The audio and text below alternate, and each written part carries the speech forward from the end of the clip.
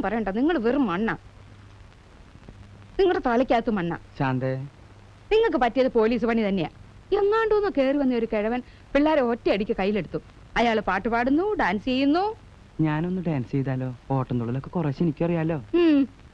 കുട്ടികളോട് നന്നായി പെരുമാറി അവരുടെ സ്നേഹം പിടിച്ചെടുത്തില്ലെങ്കിലേ ഇവിടുന്ന് ഓടിത്തുള്ളി പോവേണ്ടി വരും. ഓടണോ തുള്ളണോ എന്നുള്ളത് ഞാൻ നിനക്ക് കാണിച്ചു തരാം. കുറച്ചു നേരം വെയിറ്റ് ചെയ്യും. ഇപ്പൊ കാണാം. മോൻ ഗംഭീരായിട്ട് ക്രിക്കറ്റ് കളിക്കണ്ടല്ലോ. ക്രിക്കറ്റ് അല്ലാതെ എന്തായാലും കളി ഗംഭീരം തന്നെ. മോന്റെ ഈ മിടുക്കും കളിയൊക്കെ കാണുമ്പോ എനിക്ക് എന്റെ കുട്ടിക്കാലം ഓർമ്മ വരിക. അതെന്താ? ഇതുപോലെ തന്നെയായിരുന്നു ഞാനും. അന്നത്തെ കളി കള്ളനും പോലീസും കളിക്കില്ല. അമ്മാവൻ ഒറ്റയ്ക്ക് കള്ളൻ, അപ്പുറത്തുള്ളവര് മുഴുവനും പോലീസുകാര്. എല്ലാ കളിയിലും കള്ളം പോലീസുകാരെ ഇടിച്ചു വീഴ്ത്തും. അറിയോ? പിന്നെ മോൻ സിനിമയിൽ ജാക്കി ചായനെ പറ്റി കേട്ടിട്ടില്ലേ? അതേപോലെ അമ്മാവനും സ്റ്റണ്ട് ചെയ്യും. കളിക്കാം. മോ ഇങ്ങനെ തിരിഞ്ഞു നിക്ക്. അമ്മാവൻ ഇടിക്കണ പോലെ കാണിക്കുള്ളൂ, മേല് കൊള്ളില്ല. കേട്ടാ? മേല് കൊണ്ടില്ലല്ലോ.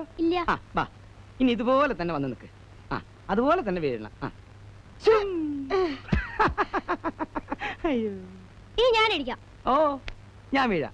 ഞാൻ വീഴാം.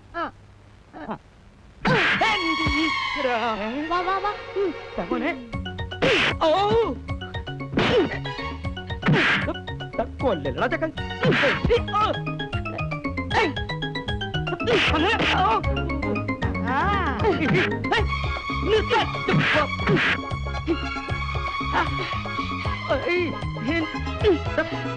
പുറത്താണ് കളിക്കണി. അയ്യോ,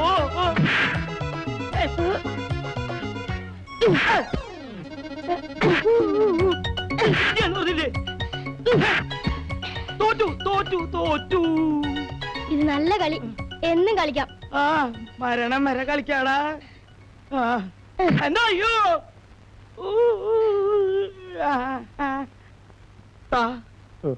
പത്രല്ലടാ കൈ തരാൻ. എന്റെ മുഖത്ത് എന്തെങ്കിലും വ്യത്യാസം ഉണ്ടാ? ഒന്നുമില്ല. ഇവിടെ എവിടെങ്കിലും പൊട്ടിയിട്ടുണ്ടോ നോക്കി. എവിടെ? ഇവിടെ പൊട്ടിയിട്ടുണ്ടോ? പുറത്തെവിടും ചോരാനല്ല. അല്ല, വായിൽ ഉപ്പുരസം തോന്നുന്നുണ്ട്. ചെറുതായിട്ട് ഒരു ഉപ്പുരസം. എന്നാ ഉള്ളു പൊട്ടിയിട്ടുണ്ടാവും. അവൻ നല്ല മിടുക്കനാ. എന്നാ ഒരു നല്ല ഇഷ്ടായി. പട്ടിയുടെ മോനെ നിന്നെ ഞാൻ കൊല്ലും. ഇപ്പൊ ശരിക്കും അടി ഓടിയായി. ആരാ മീര ഇത്? അത് ഞാനൊരു നിമിഷ കവിയാണ്. എങ്കിൽ ഈ നിമിഷം തന്നെ എഴുന്നേക്കണം. യാതൊരു മാനസില്ലാതെ കയറി വരിക, ഇരിക്കുക. മീരെ, ഞാൻ ദുർബലനാണ് സ്നേഹത്തിന്റെ കാര്യം വരുമ്പോ മാത്രം. അല്ലാത്തപ്പോ ഞാൻ വെറും തൊട്ടിയാണ്. അത് വന്ന വരവിൽ തന്നെ മനസ്സിലായി.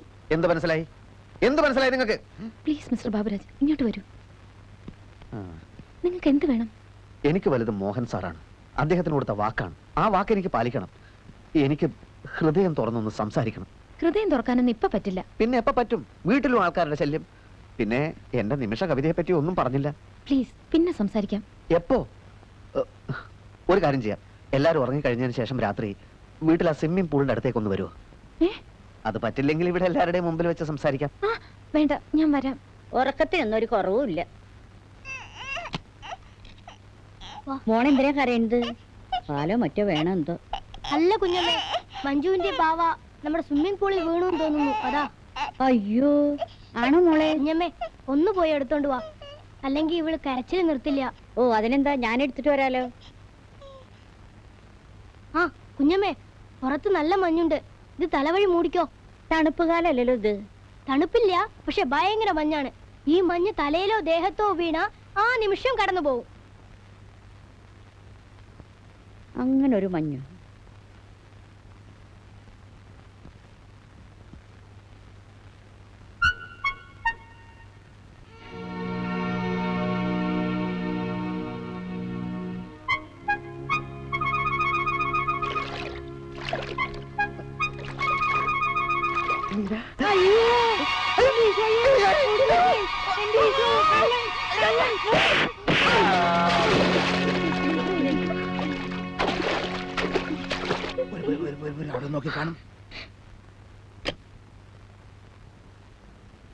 എന്തായി?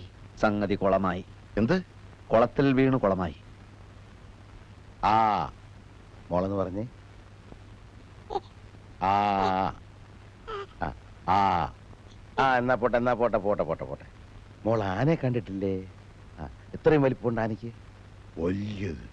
ആ ഇനി പറഞ്ഞേ, ആന ആന. ഞങ്ങൾ ഒരുപാട് ശ്രമിച്ചതാ അങ്കിൾ, അവൾക്ക് മിണ്ടാൻ പറ്റുന്നില്ല. മെന്റൽ ഷോക്കാണത്രേ, ഒരു ട്രീറ്റ്മെന്റും ഫലിക്കുന്നില്ല. അതൊക്കെ പണ്ടല്ലേ. ഇപ്പൊ മുത്തച്ഛൻ വന്നില്ലേ, മഞ്ജുമോള് മുത്തച്ഛനെ നോക്കി മുത്തച്ഛാന്ന് വിളിക്കും അല്ലേ? അല്ലെങ്കിൽ വേണ്ട അമ്മ പറഞ്ഞേ, അമ്മ.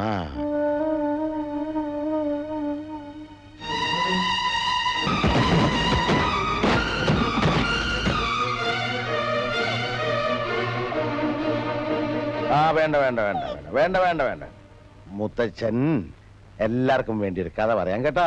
നമുക്കൊരു കാര്യം ചെയ്യാം, നേരിട്ട് സംസാരിച്ച് ഇംപ്രസ് ചെയ്യാൻ നീ പോരാ. ഹൃദയദ്രവീകരണ ശക്തിയുള്ള ഒരു കത്തെഴുതി അവ കൊടുക്കാം. അതെന്ത് കത്താണ്? ഞാനെഴുതി തരാം. അപ്പൊ അച്ഛൻ എല്ലാ പരിപാടിയും അറിയാം അല്ലേ? ഞാനൊരു വക്കീലല്ലേ ദിനകര? എന്ത് വക്കീല്? അത് കളാ, ഞാൻ എഴുതി തന്നാൽ അത് കൊടുക്കുന്ന കാര്യം നീ ഏറ്റവും. ഏതായാലും നനഞ്ഞു, ഇനി കുളിച്ചു കയറുക തന്നെ. പെണ്ണ് വരുമ്പോ കൈ കഴുകാനെന്നുള്ള വ്യാജേന ഞാൻ മാറിക്കൊള്ളാം. ആ തക്കത്തിൽ കൊടുത്തേക്കണം. വരുന്നുണ്ടെന്ന് തോന്നുന്നു. കെട്ടടി. മോള് വരൂ. അങ്കിള് കഴിച്ചോളൂ. കുഞ്ഞമ്മേ, എന്തോ? എന്റെ ബ്രേക്ക്ഫാസ്റ്റ് എന്റെ റൂമിലേക്ക് കൊണ്ടുവന്നോളൂ. ആ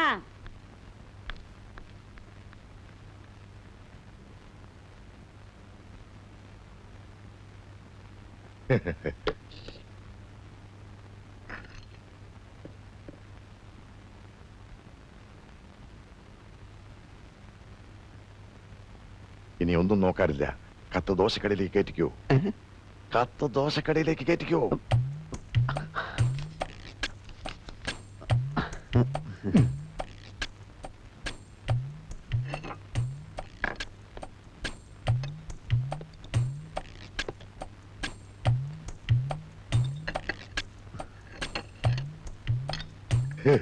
ദോശ മീരക്കായിരിക്കുമല്ലേ?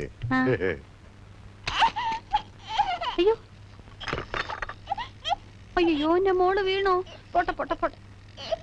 വാ, കരയണ്ട കേട്ടോ, കരയണ്ട. ചേച്ചി ഒരു കാര്യം കാണിച്ചു തരാം കേട്ടോ.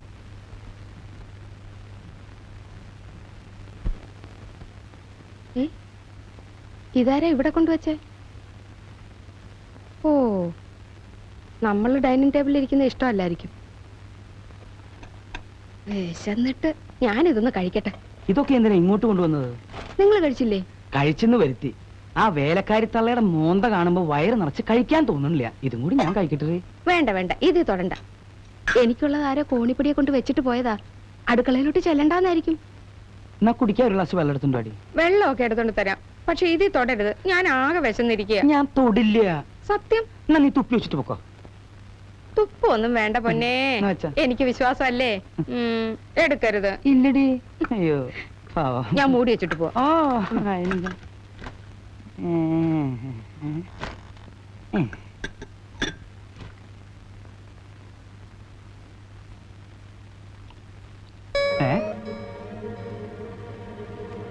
ഇതെന്താ ഇതിലൊരു എഴുത്ത്?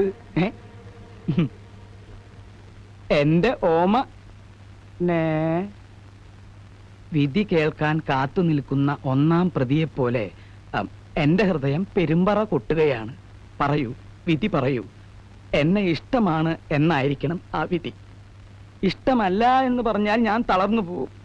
എനിക്കറിയാം, എന്റെ ഹൃദയേശ്വരിയും ഞാനുമായുള്ള ബന്ധത്തിനെതിരെ ശബ്ദമുയർത്താനും വാദങ്ങൾ ഉന്നയിക്കാനും തൽപര കക്ഷികൾ നിരവധി ഉണ്ടെന്ന്. ഈ കക്ഷികൾ നമ്മുടെ ശത്രുക്കളാണ്. അതുകൊണ്ട് ഭവതിയുടെ ഹൃദയമാകുന്ന സുപ്രീം കോർട്ടിൽ ഞാൻ സമർപ്പിക്കുകയാണ് ഈ പ്രേമഹർജി. എത്രയും പെട്ടെന്ന് നമ്മൾ ഒന്നായി തീരാൻ ദയവുണ്ടാവണം. പറയൂ, ഇനിയെങ്കിലും വിധി പറയൂ എന്ന് ഭവതിയുടെ പ്രേമഭിക്ഷന്തേ. രണ്ട് കാലമാടന്മാരും കൂടെ ഇരുന്ന് അങ്ങ് വെട്ടി വിഴുങ്ങ. ഇതെന്ന് മുതൽ തുടങ്ങി? വളരെ കൊല്ലങ്ങളായോ?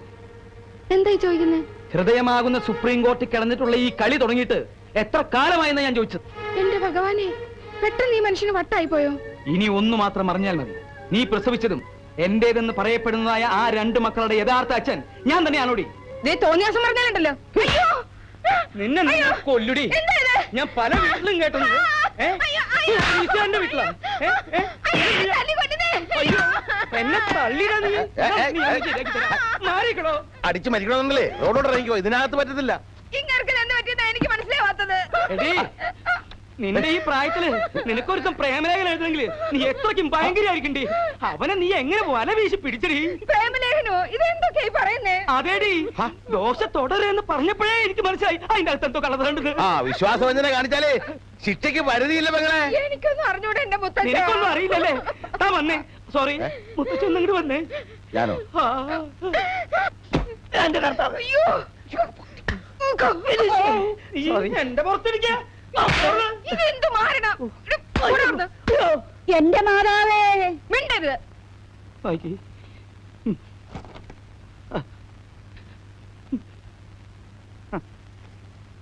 മനസ്സിലായി. എന്ത് മനസ്സിലായി? ഇത് എഴുതിയത് ആരാണെന്ന് മനസ്സിലായി. ഓ, എങ്കിൽ പറഞ്ഞതാ, ഞാൻ ഇപ്പൊ തന്നെ പോയി അവന്റെ കഥ കഴിക്കും. കഥയൊന്നും കഴിക്കണ്ട, നിർബന്ധമാണ് അവന്റെ ഇടി കൊടുത്തത്. ഓക്കെ. ആരാ? ഇതൊരു വക്കീൽ എഴുതിയ പ്രേമലേഖനമാ. വിധിയും കോട്ടും ഒക്കെ കണ്ടില്ലേ? ഉവ്വ്. ഏത് വക്കീൽ? പുറത്തുനിന്നൊരു വക്കീൽ തന്റെ ഭാര്യയ്ക്ക് കത്തെഴുതുമെന്ന് ഞാൻ വിചാരിക്കുന്നില്ല. എന്ന് വെച്ചാൽ? ഓ, അത് ശരി. അവൻ എടാ വക്കീലേ, ആരാ ഇവിടുത്തെ പ്രേമ ശിക്ഷാന്തി? നിന്റെ പ്രേമഹർജി എന്റെ ഭാര്യയുടെ അടുത്ത? അയ്യോ, അതൊക്കെ അവരുടെ കയ്യിലെത്തി. അപ്പൊ നീ തന്നെയാണ് എന്റെ അടല്ലേ? നിനക്ക് എന്നെ മനസ്സിലായില്ല. അയ്യോ, എന്റെ അമ്മോ. അടിച്ച കൈ ഒടിക്കച്ച. അല്ല വക്കീൽ സാറേ, എന്റെ അമ്മോ. അയ്യോ.